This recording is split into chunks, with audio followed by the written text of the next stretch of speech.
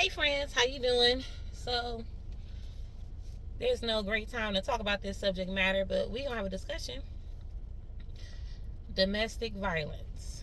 Okay, so it's October, and I don't know if you guys are aware, but it is Domestic Violence Awareness Month, and it's also Cancer Survivor Awareness Month. And I hear a lot about that, but I don't hear too much about Domestic Violence Survivor Month at all. And I was thinking about why that was, and I think it's because of the shame and denial associated with it. I think it's we would have to admit that some of the people closest to us are the abused and are the abuser. So I'm just going to drop off some statistics real quick. 1 in 3 women will be abused this year. And listen, I know that there's domestic violence when it comes to men. I know that women are doing the domestic violence acts towards men. But statistics shows that women are at a greater risk of being murdered by their significant other if they are a male. Okay? So I'm not trying to have a trauma party here or a competition. Will women beat men too? I definitely get that. But men aren't being killed by their women partners at an alarming rate. So we're just going to focus on this. But anyways, so I'm just going to tell my story real quick. Not going to make it about me. And then I'm going to give you guys some pointers about how to address certain situations for the domestic violence victims, the abuser, and the friends and family. So I was in a very toxic relationship in the past. Many of us were that turned abusive.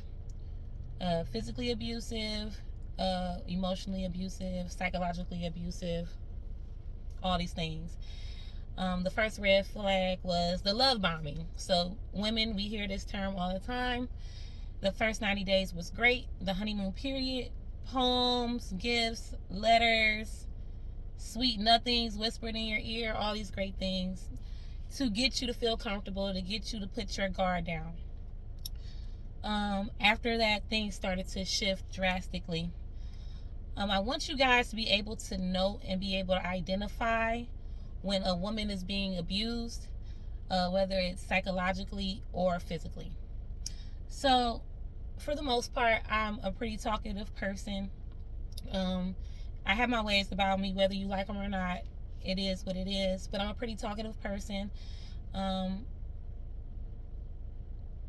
When I got into this abusive relationship, I went from being a person who would go to several classes all the time to a person who would not speak to anybody when I walked in the room because I was told that I couldn't talk to men, couldn't make eye contact with men, or I would catch hell at home.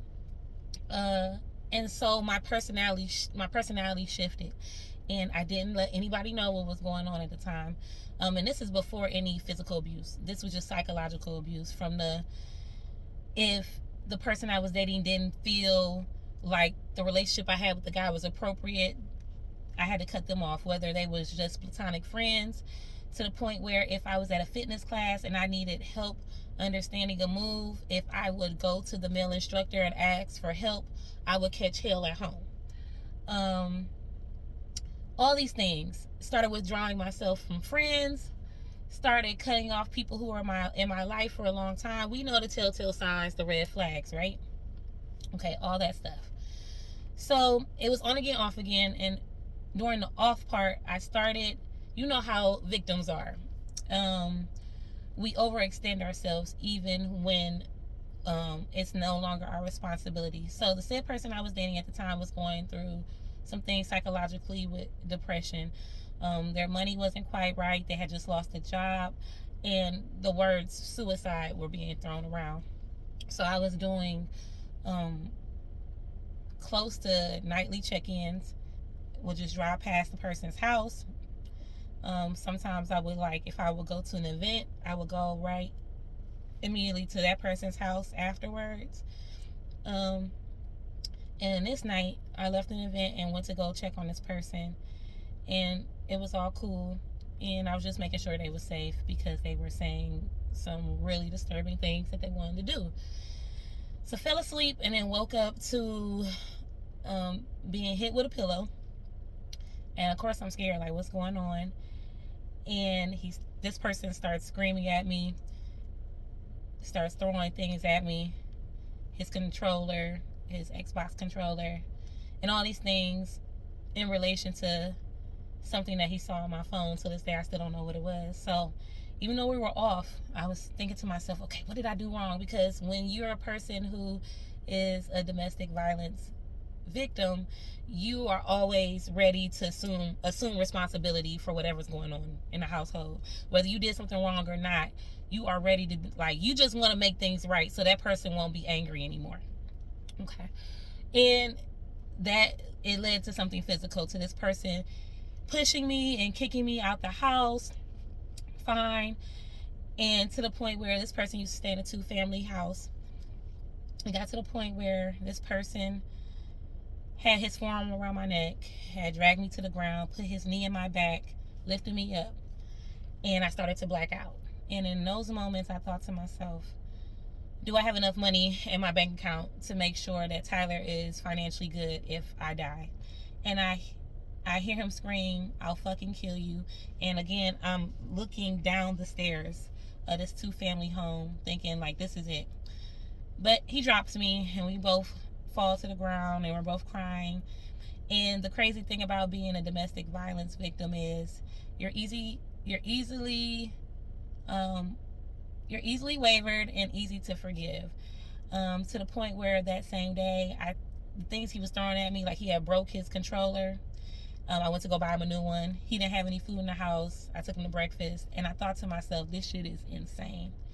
So, as a domestic violence victim, you have, and I'm talking to anybody who's in a situation, you have to be ready to go. You have to be ready to go. You cannot be completely reliant on the people in your life to come and save you. You have to be willing to save yourself. You have to love yourself or love something in your life more than yourself enough to leave. And of course, I took this person back for a few months, and it turned into hell again. And a couple of people, many of you guys might remember it, many of you guys don't. I'm grateful, but it was a worst time in my life. And I say that to say this, after I done gave y'all my whole think piece. If you're a domestic violence victim, you have to be prepared for the afterwards. This is the message of the story. You have to be prepared for the afterwards. You're going to have people question your character. You're going to have people who will call you a liar. You're going to have people who will deny everything you say because what? Because they like the other person who's on the other hand. Oh, they would never do that. That's not their personality. I've never seen them act like that. You got to get ready for those things. These things will break you. I've had people who I have never done anything to say things like that to me, and I think to myself, how would you know what this person would do behind closed doors? It's all good. You have to be strong enough to withstand the possibility that you're going to be by yourself if you advocate for yourself. The next message is for the actual abuser. I'm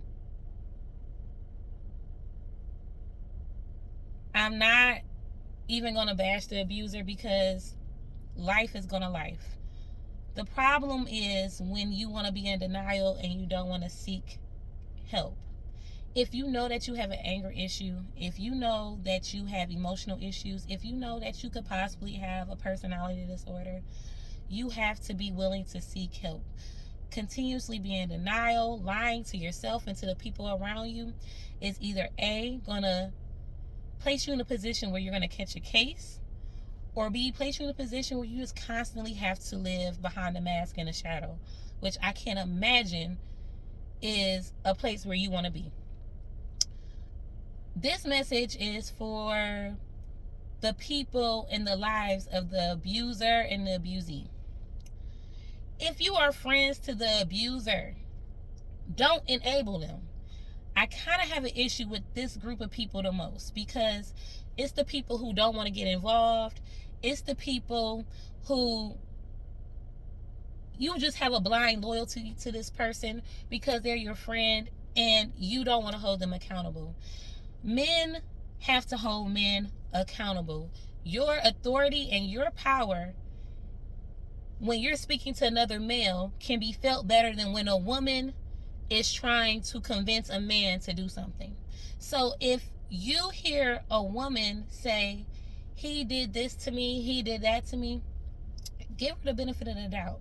You don't always have to run to the police, but you can absolutely pull your friend aside and say, you know what, is there any truth to this? To immediately denounce someone who can be possibly abused could lead to their death. And this is not me being over dramatic. Literally, women are being murdered because they cried out to somebody and no one listened. I hear a lot all the time of, if you're a part of a domestic violence case, reach out, ask for help. You know, I asked for help and I said a lot of things and I reached out, and you know who criticized me the most? Women. Isn't that sad? The women were the ones who were calling me the liars the most. I mean, some men were too, but the women were the ones who were critiquing me the most. Because I didn't say hi to them when I walked into a room, and because I didn't speak or smile at them when I walked into a room, I had to be the cause and the problem of everything. And that's a tragic thing to have. Almost like you deserve to get treated like trash because you don't rub people's egos the right way. Anywho's, give the abusee the benefit of the doubt. Last, if you're a woman that's with a man and you're lying about him putting his hands on you, you deserve to be put under the jail. Let me tell you why. There are women really getting abused out here, and you make it so much harder for them to escape and to be supported when you lie and make things about just getting that man back. I encourage people to look at the red flags of people who are getting abused. If this person had a normal set of characteristics and all of a sudden they shift when they get with somebody in a fearful manner, ask them if they're okay. Help them to seek help. You may not be able to make them do things, but you can provide them with resources. As a nurse, when I think there's a domestic violence victim in my presence, I can give her pamphlets. I can't say anything out loud because it might cause harm to her when she goes home. But there are things that you can do. You just have to want to do them.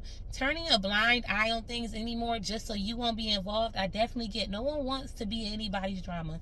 No one wants to be the person who gets murdered. I definitely get it. We all have kids and responsibilities. But we also have a duty to each other to make sure that things that are preventable don't occur. So, give people the benefit of the doubt. Be willing to step outside of denial, because it could be your brother that's doing the abusing. It could be your father that's doing the abusing. It could be your uncle. It could be your best friend. It could be your high school crush. It could be anybody doing the abusing. Just keep your hands to yourself. If y'all with somebody so bad who take you out of your character like that, just leave them. Just leave them. But I love you guys. Please also acknowledge Domestic Violence Awareness Month in October. Yes, because it's important as well. But I love you. Bye.